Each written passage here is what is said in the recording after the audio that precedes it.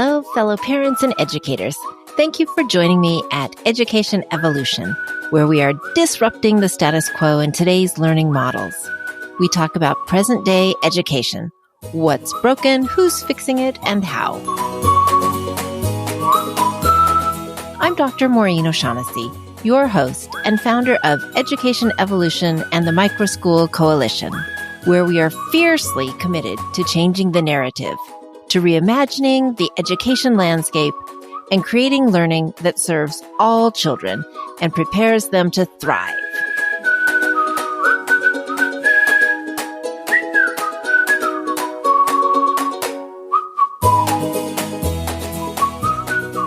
Hi, Tom. Thank you for joining us today. Hey, Maureen. I'm really curious about your background. There's a story there, I know, because I see mineral engineering, energy finance, first executive director of education for the Gates Foundation. I know you have Getting Smart, this wonderful business focused on educational innovation. You're a prolific author. You're LinkedIn's top voice in education. What's your story? How did this all come about? First of all, I'll apologize for somebody mowing the lawn outside. This is just like at schools where they always decide to mow the lawn during silent sustained reading. Yes. I had a career in energy and retail and business, and a variety of things led me to come to understand when I was 32 that I needed to spend the rest of my life trying to make a difference for kids and help communities deliver great education. And I did have the opportunity to become one of the first business executives to try to be a public school superintendent.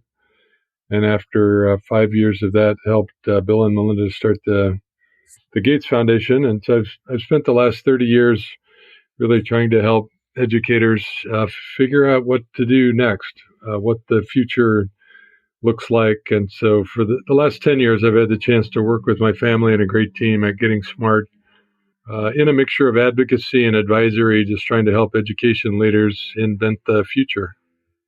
Wow. And we definitely need to be evolving into the future. So your work is very important. I'm wondering too, you just released a book on place-based education. And I know that is much more than local service projects or environmental work with students in their communities. Can you talk about what it is and why it's important? Yeah, it was really a fun project. I joined the advisory board at Teton Science Schools, tetonscience.org. It's really the global leader in place-based education. I joined their board about 4 years ago. They not only run a great network of schools in Wyoming and Idaho, but they serve about 20,000 young people from all over the country who come to the Tetons to learn outdoor around year-round. They've also launched a national network of schools called the Place Schools, which serve, they help create micro schools, often in rural areas. Something that you know a lot about, the benefits of creating a small focused school. Absolutely. We use the design principles from Teton Science to frame the core chapters of the book, and I'll just mention each of those because they're things that are common at your school, Maureen, and I think create a beautiful framework for thinking about the learning. The first one is community as classroom. And it's interesting, having been writing about this topic for 3 years and having worked on the book. We just finished writing the book about 380 days ago. And for it to be published on the day that the WHO declared the pandemic, it's sort of interesting and ironic to have a book on community as classroom when suddenly the community is the classroom. For everyone globally. So the notion here is just to help teachers and school administrators think broadly about the assets in the community and how they and parents really can put to work all the assets that exist in every community. And related to that is local to global, the idea of every place has something to teach. And it's often a useful strategy to immerse kids in local community-connected problems, and that helps them build a bridge to global understanding.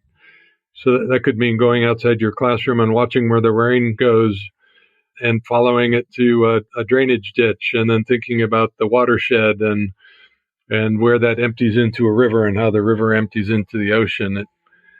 That's the local to global. And the cool thing is it works the other direction too. If kids hear about something like climate change, a teacher can then identify a local aspect of that. So it can go global to local and local to global. Related to that is inquiry-based, just instead of working on small problems with simple answers, and inviting more often kids into thinking about big problems with maybe problems with no answers, but a real focus on inquiry, particularly in project-based learning. Learner-centered is another design principle of trying hard to create classrooms and schools that really meet kids where they are and build a sense of agency where teachers are really facilitators of learning. Another one is using design thinking to approach complexity. So it's a structured approach to creative problem solving. We find that when kids have enough reps in design thinking, they're able to walk into complexity and know what to do first. The last one's just an interdisciplinary approach. The world is inherently interdisciplinary, and so this is, broadly speaking, an encouragement to help kids engage in more community-connected, interdisciplinary projects. So those are the core elements of the book. It was written really as a guidebook for teachers, but we think a lot of parents and community leaders will enjoy it as well. Oh, definitely. I could see it having wide applications. I also think that with our present pandemic, this lens of place might even be more important. What are your thoughts, Tom? I think so. I think there's a variety of things that I think have to consider as we start planning for school in the fall. One is that all students are going to experience this closure differently. Some are going to come back to school with accelerated learning. They might be a year ahead. Some will have regressed and maybe experience some significant trauma. So I think we need to check in with kids emotionally and physically and academically, and then try hard to make our classrooms and schools more agile so that we can meet kids where they are. Kids will have experienced a lot more agency, a lot more voice and choice. So I think we need to think about ways that we can create environments and experiences that are more inviting, that more frequently allow students to think about path and pace and place, just in terms of where and how they learn. Because they'll have spent 6 months sort of learning at the couch or learning at the kitchen table. And so how can we make a classroom that's more inviting with more optionality? And finally, kids are going to have experienced a lot more real world learning. And so how to incorporate more real world learning, more community connected learning, this idea of community as classroom. I think those are all things that we need to think about as we go into the fall. That makes perfect sense. I agree. We really can be learning from this experience, and we don't have to go back to what we had before, and hopefully we'll go back better and stronger than we were before. So your ideas are wonderful. It's terribly challenging. I don't want to downplay the fact that 20 or 30 million families are really, really struggling with very basic needs, and it really puts tens of millions of kids at a really dangerous, if not just disadvantageous circumstances. So I do think we need to open school as quickly as possible, look for ways to de-risk learning environments, but again, get as many students as we can, as quickly as we can, back into healthy, inviting learning environments. I completely agree. Our school's still going in real time, and the levels of stress with the kids, the levels of uncertainty, and we've kept a structure going. So I think it's even crazier for a lot of families that have had a gap in school or have assignments sent home and are kind of doing things in isolation. The sooner we can get back to our classrooms and to that face-to-face engagement and hopefully enhance learning, the better. It's stressed, I think, to all of us how important relationships are. There's a lot that we can do to help kids learn wherever they are, your school's doing a great job of maintaining those relationships as best you can at a distance. But it is a reminder that most of us are motivated by relationships and grow in community, and I know a lot of teachers and students are eager to get back into that physical sense of community that they so appreciate. Absolutely. My final question is always something along the lines of having a magic wand. So you've explored so many ways education can be innovating and how we can be evolving. If you did have the proverbial magic wand, what most would you want to bestow upon our learning systems for the benefit of our children and the benefit of the world?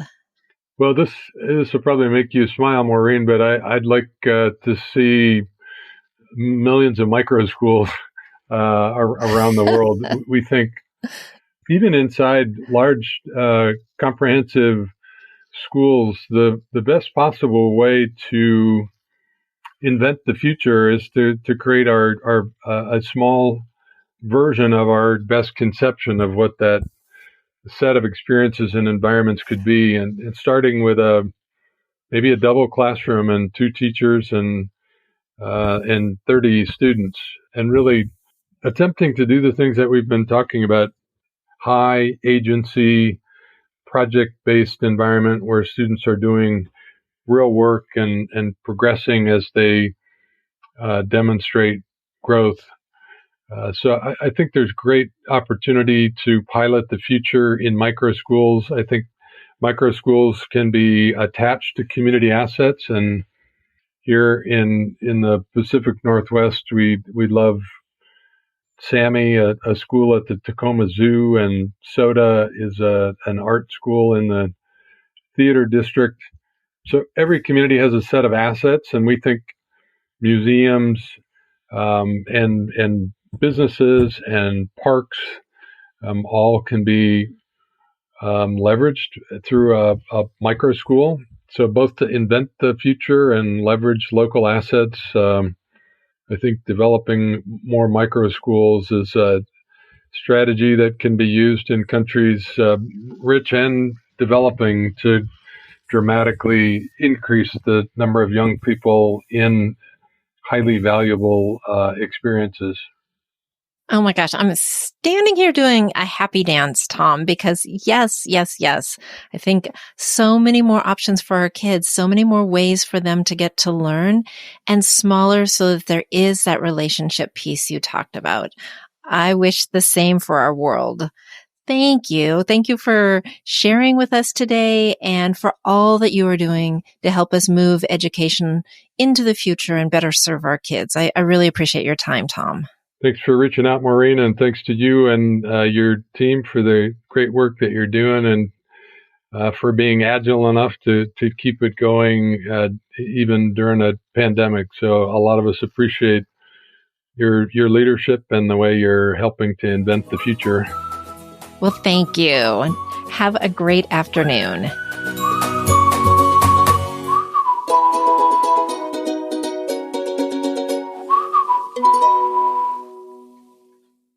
What a treat to get time with such a prolific educational innovator, someone who's really getting the word out and making a difference for our students. There's really not a lot to add to his complete picture of what amazing learning could look like, but I would like to share some of the resources and unpack a couple of the concepts a bit.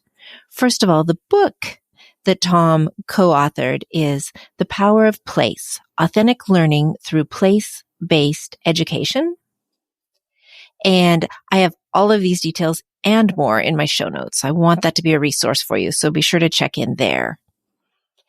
When Tom talks about the 5 principles of being a place-based school, his idea of community as the classroom makes me think of the high-tech high model, which has taken off in California, and kids and community members are collaborating on amazing projects.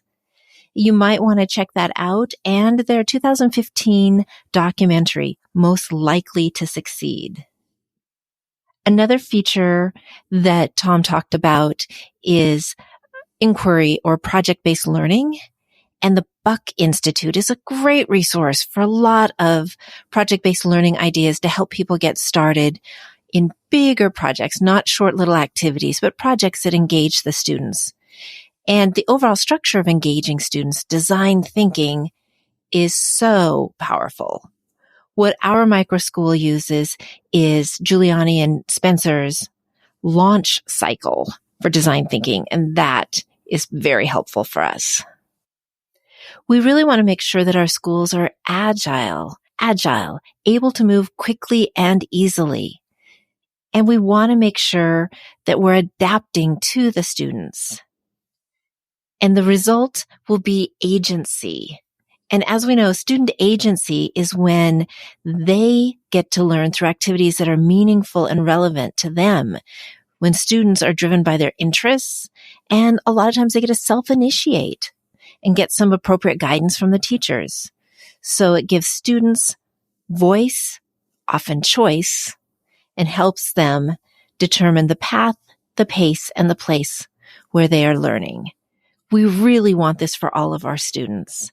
And I think that's most easily done being agile and able to provide student agency when, like Tom said, we have lots of small places, small that can be nimble, that isn't trying to adjust and accommodate 1,000 different students. So when Tom said he'd like to see millions of micro schools around the world, that could be inside of larger schools, not a problem.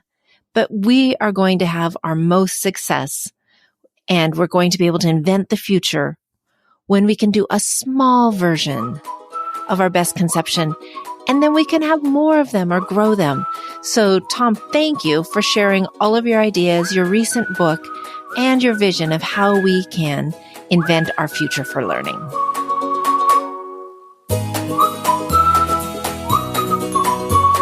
Thanks again for listening. To support the education evolution, subscribe so it lands in your podcast app and gets out to more decision makers. Then rate and review it. For more information and show notes, go to educationevolution.org.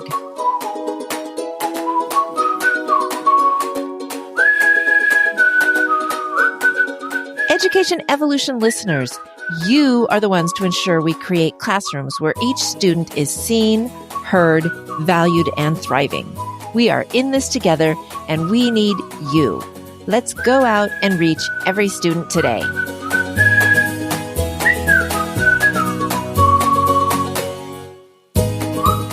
Thank you for listening. Signing off, I am Maureen O'Shaughnessy, your partner in boldly reimagining education.